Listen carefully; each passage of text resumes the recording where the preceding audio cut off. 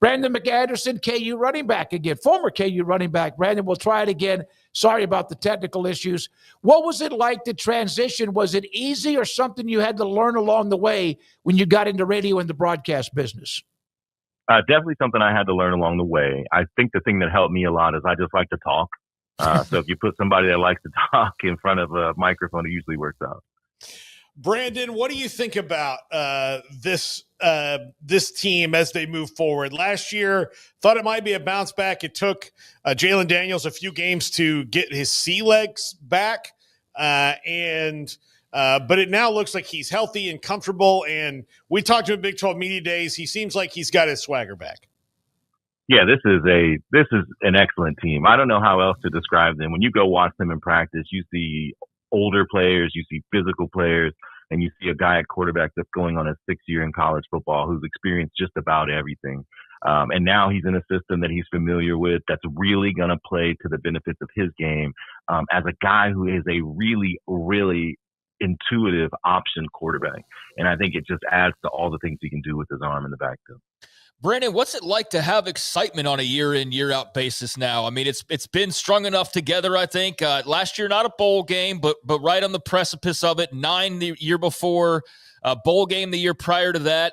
So it's kind of stringing some things together. What's that resulted in Lawrence as far as just enthusiasm and excitement, especially as we get into the precipice of another season? I think there's amongst the fan base, there is a little bit of apprehension, because Kansas is known for these really high highs and followed by really low lows. And you kind of always feel like the carpet will get pulled out from under you. As a media member and as an alumnus, I get to go to the practices. I'm not having that experience.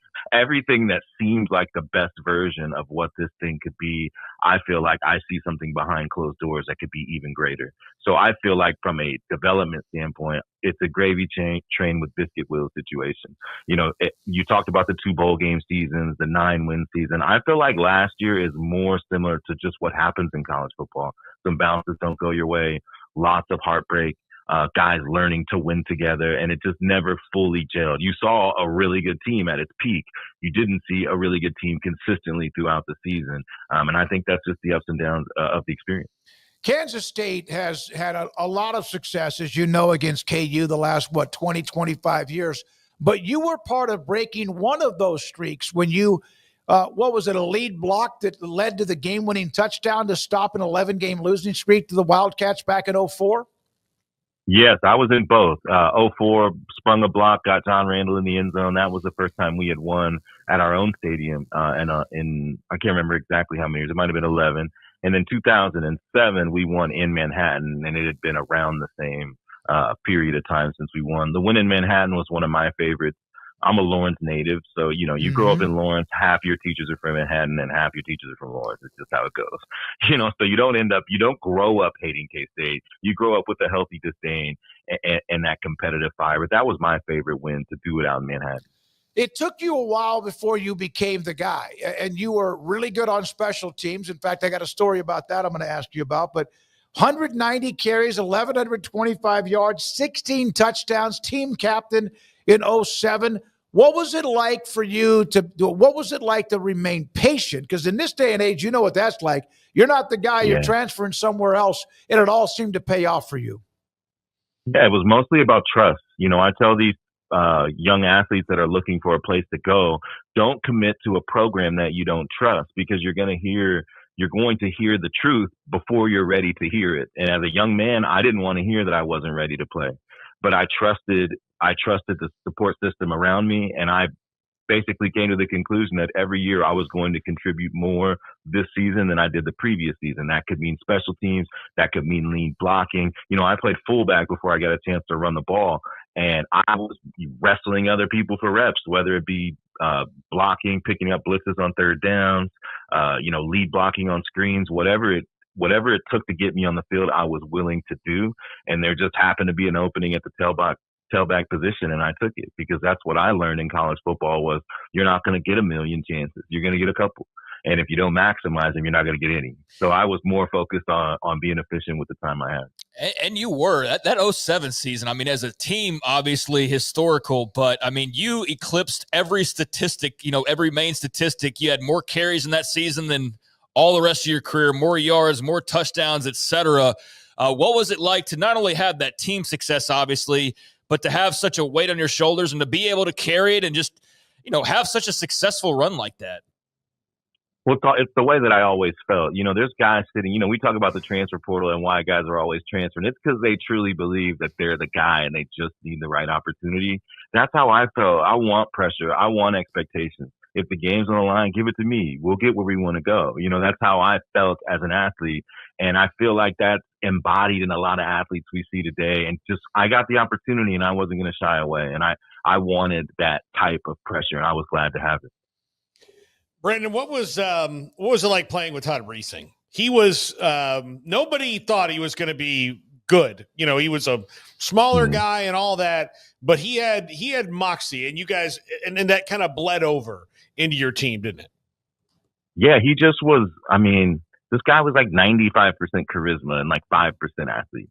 Like he just had a belief in himself that was unlike any other person I'd ever been around. In practice, sometimes you really didn't even feel it. Sometimes in practice you'd be looking over at him like, are you good, man? But when that whistle blew on Saturdays, he thought he was the baddest dude and he went out and proved it as much as he possibly could. He was just tough and he had guts and he was fearless and he was just unbothered. He was a perfect player to succeed in a system when you're young, right? Because he didn't know any better. He wasn't scared. He didn't know any better. But what he did know was that he was good and that he was a bad man. And he went out there every day and proved it. And that spread across our team. When you have the charisma of Todd Reesing combined with the charisma of Aqib Talib, that's a pretty strong character-built team right there. You were a special teams guy, right? I mean, that's kind of how you cut your teeth. And so in the Orange Bowl against Virginia Tech, there was a fake punt. And I heard it ended well. You guys ended up having that great run. What a great win, too.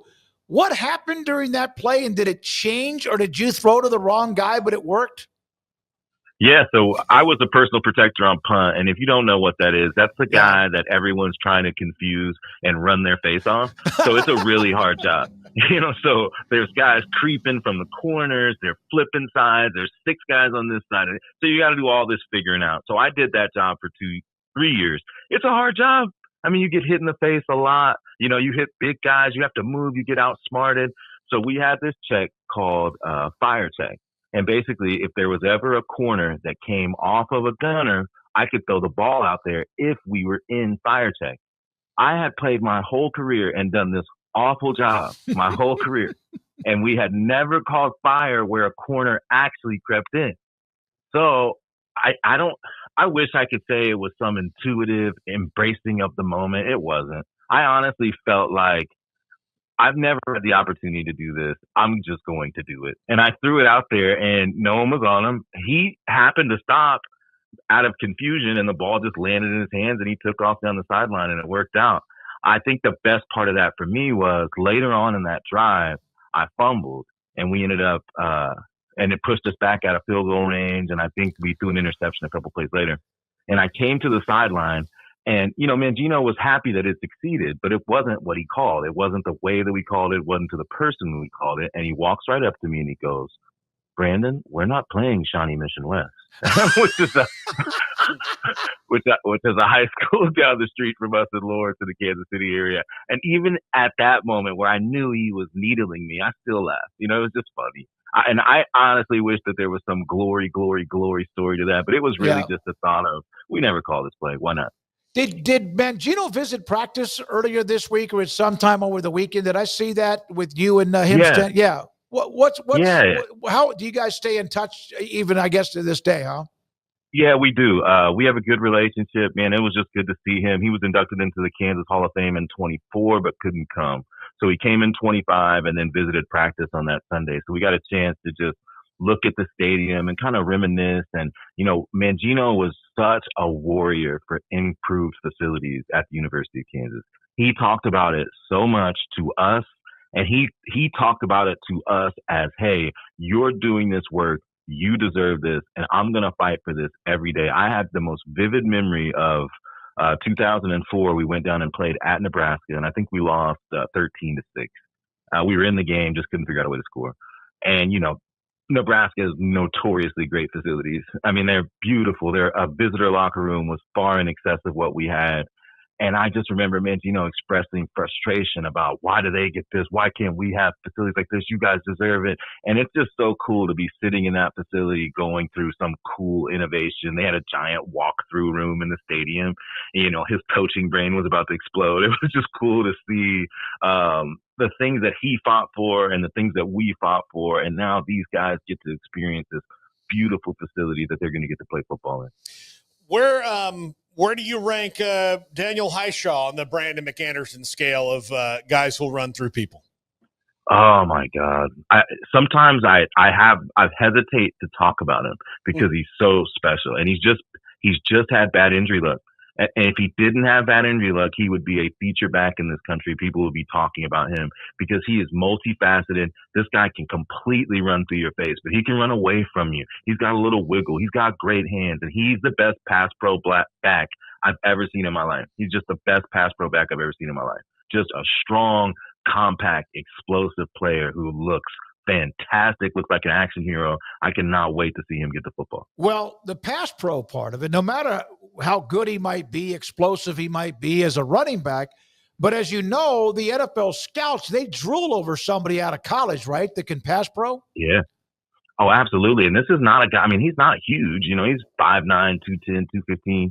This guy can take on 250-pound linebackers in a hole and bench press them and finish them. Like, it's not just him holding his own. I've seen this guy finish bigger linebackers to the ground from a full sprint blitz. He's just special at it. He's just better than anyone I've seen. I'm excited for him for a lot of reasons, but he's kind of got the same thing as Jalen, where he's been playing football for a long time. I was watching this guy as a true freshman play against OU, you know, with one of the poorest O-lines I've ever seen, fighting for yards, scoring touchdowns. This guy has seen a lot, done a lot. I'm ready for his injury luck to get right, too. And with a healthy JD and a healthy Daniel, that'll be a fun season. I saw that you have a couple of hobbies, bowling and singing. Which one are you better at? I would say I haven't bowled in a while, so I would say singing. I just, you know, once again, back to the talking thing, the voice thing. I just can't help it. My mom used to call me Mr. Melody when I was young. So you can catch me at a karaoke night, and I do have a bucket list to sing in a band that performs at Chili's at one point in my life. So I do want to be able to be one of those guys that's just either singing background. I'll take lead, whatever it takes, but I do love to sing. I like that you have high goals. Yeah, no question. You got to start somewhere. Yeah. Look, how am I going to end up in the LA theaters if I don't start at Chili's? You know? Here's the deal: don't start at Chili's. Start at like a Ruby Tuesdays, and then move. There up, you go. Move up to Chili's. Yeah. Well, it's been fun talking to you. KU, obviously, Paul brought that up. Not quite at the end. The loss to Baylor ended any kind of bowl opportunity, but it seemed like what Leipold has done. We love the guy. We've had him on the show, both in person and also on the phone. We like Kleiman too, with all, you know, with K-State and what he means. We like both of them a lot. And it seems like that everything's pointing upwards. How important then, saying that, because of last year, do they need to get off to a nice start and get themselves in position where there's no stress about getting to the postseason in a bowl game or more? I think this team has bigger aspirations, and I have so many favorite things about Coach Leipold. I don't even know where to start the list. But if you're going to build a program at the University of Kansas, you want it to be a developmental program. And what I see every year is this staff will go out and get transfers, and everybody will be really excited about the transfers and what they can be. And then those guys come here and don't play. And it's mostly because the guys that are already here have developed to a point where they're equal or better than the players they're bringing in. So the competition and the depth continues to grow and grow and grow.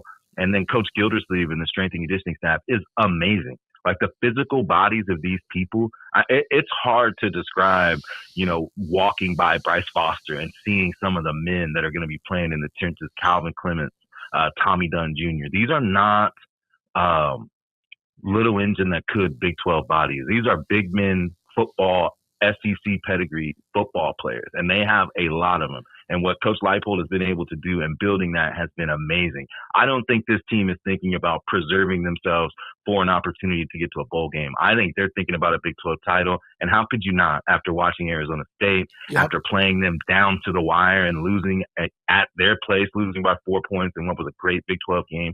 You can't look at them and think to yourself, man, if we could just get to a bowl game. You know what I mean? You're looking at them thinking, we'll have an opportunity to win a championship. We are old. We are good. And if we're healthy, we can do that. So I think they're going to be thinking about big, big dreams. Brandon, we want to get you on again down the road. We appreciate your time. Great to have you on the show. Keep up the good work with what you're doing with the broadcast. Absolutely. And more. Thank you.